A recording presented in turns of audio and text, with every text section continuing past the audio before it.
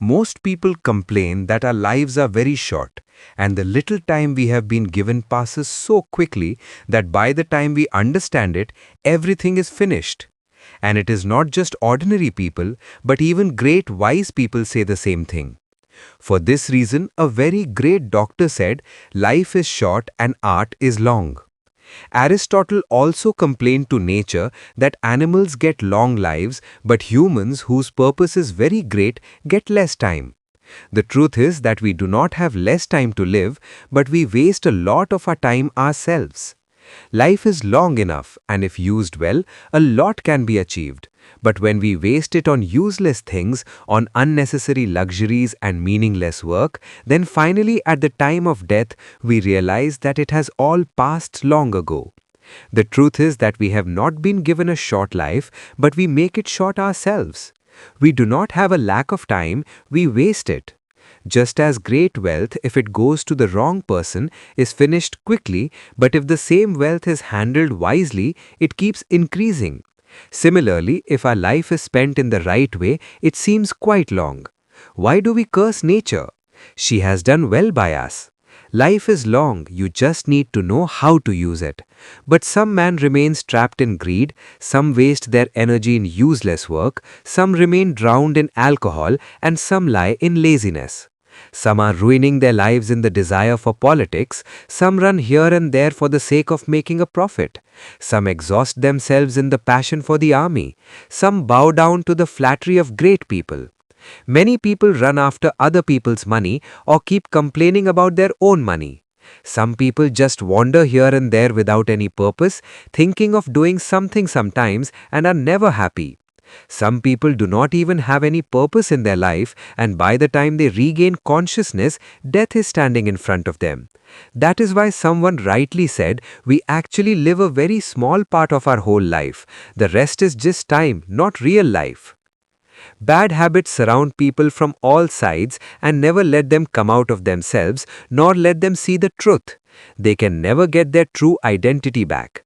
Even if they get a little peace for a while, restlessness remains in their hearts, just as waves keep moving in the sea even after the wind stops.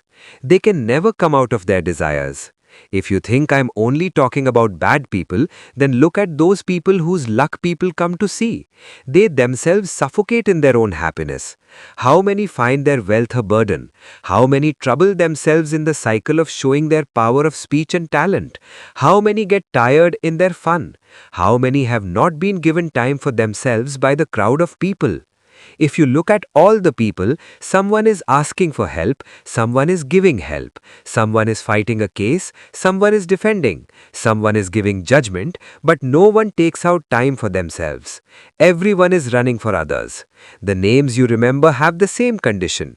Someone is busy pleasing someone else, but no one looks at themselves. Some people complain about the influence of big people that they did not give them time. But think, do you have time for yourself? Why should someone who has not given time to themselves complain about others? Whoever it may be, great people have seen you at some point, heard you, let you walk with them even if just for show, but you never saw yourself, never talked to yourself. Therefore, taking credit from someone else on these matters is also useless because you did all this because you could not stay with yourself.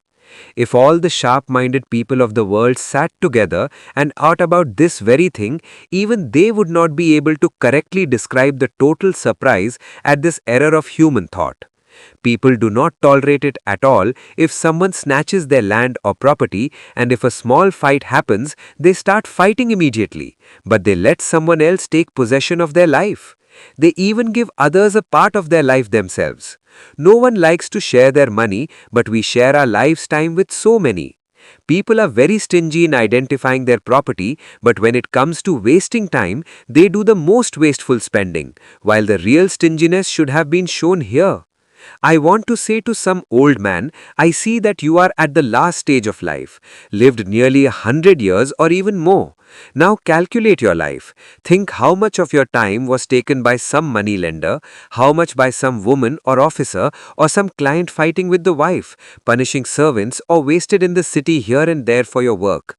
Think how many diseases you called yourself and how much time passed without any work. Then you will feel that the years you thought you had are actually fewer. Remember when you had a firm intention, how many days passed as you wanted? When were you truly your own master? When was your face and mind completely at peace? In such a long life, did you actually do any work? How many stole your life's time when you didn't even know it? How much time was lost in useless sorrow, foolish happiness, greed, or false things of society? How little is left for yourself?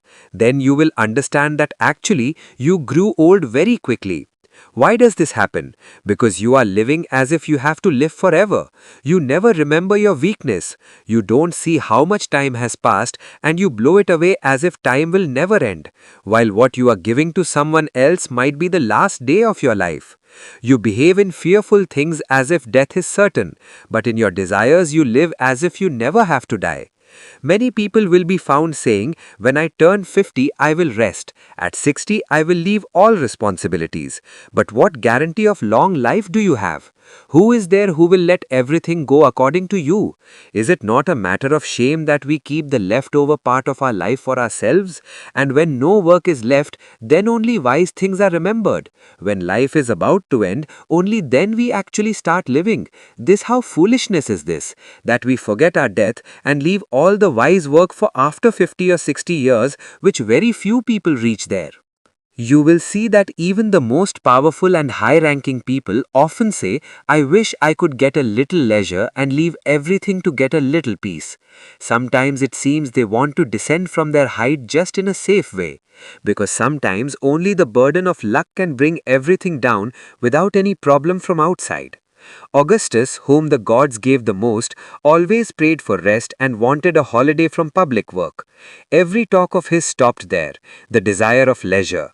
He made his difficult tasks easy by giving himself this false consolation that one day he would be able to live his mind. He wrote in a letter to the Senate that his rest would not be against his respect and glory. It was written in it that actually doing these things is a bigger thing than saying them. But when true rest is still very far, then just in its hope I get some happiness. For Augustus, leisure was so precious that when he could not actually get it, he would be happy just by thinking about it, which the one who had everything, who could change everyone's fate, his biggest happiness was that one day he would leave all his power. He knew after how many difficulties and hidden fears he got all the fame. He had to fight first with his own people, then with companions and finally with relatives. Had to shed blood on land and sea. He fought in Macedonia, Sicily, Egypt, Syria, Asia, everywhere. When his army got tired of the blood of its own country, then he started fighting with foreigners. While he was making peace in the Alps and defeating enemies settled in the middle of the empire, increasing borders near the Rhine, Euphrates and Danube, at the same time in Rome, Murena, Capio, Lepidus, Ignatius and others were after his life. When he escaped from these, his daughter and all the people associated with her kept giving tension in his old age, just as Antony's wife. He cut them all off, but still new tensions kept coming. Just as in a body where there is much blood, it will always leak from somewhere. He prayed for leisure and in that thought he got some relief. This same prayer was the man who could fulfill every prayer of others. When Marcus Cicero got stuck among such people as Catiline, Clodius, Pompey and Crassus, some were his open enemies and some suspicious friends, when he was stuck in the storm going on in the state, he tried to handle everything, but in the end he also got swept away. He neither got peace in good times nor patience in bad times, and he cursed many times the same consulship which he liked very much before. When big Pompey was defeated and his son was trying to raise the army defeated in Spain, again Cicero wrote in a letter to his friend Atticus, "Do you want to know what I am doing here? I am living as a half-prisoner in my Tusculan villa." After that he started regretting his old life, complaining of the present and completely lost hope for the future life. Cicero called himself half-prisoner, but actually a wise person will never use such a degraded word. He will never become a prisoner, but will always remain his own master with full freedom and will be above everyone, because who can be above the person who is above luck? Livius Drusus, who was very brave and sharp, made such a law which wanted to bring back the old bad system of Gracchi, and many people from all over Italy were supporting him. But he did not see the right result of his effort from anywhere. Neither could he complete them, nor could he leave them in the middle, and it is said that he cursed his always troubled life, saying that he never took a holiday even in childhood. When he was small, even then he dared to speak in court and made so much respect there that everyone knows. He even got judgments changed in favor of his clients. What else could you expect from someone with such big desires so early? It could be known beforehand that such early courage would bring big troubles in both public and private life. So he was complaining of not getting a holiday very late because from childhood he was increasing fights in the forum. It is not certain whether he killed himself or not because his death happened after a sudden injury. Some people say that he suicided, but everyone believes that his death was at the right time. Now taking anyone else's name is useless who appeared most happy from outside but from inside hated their whole life and gave witness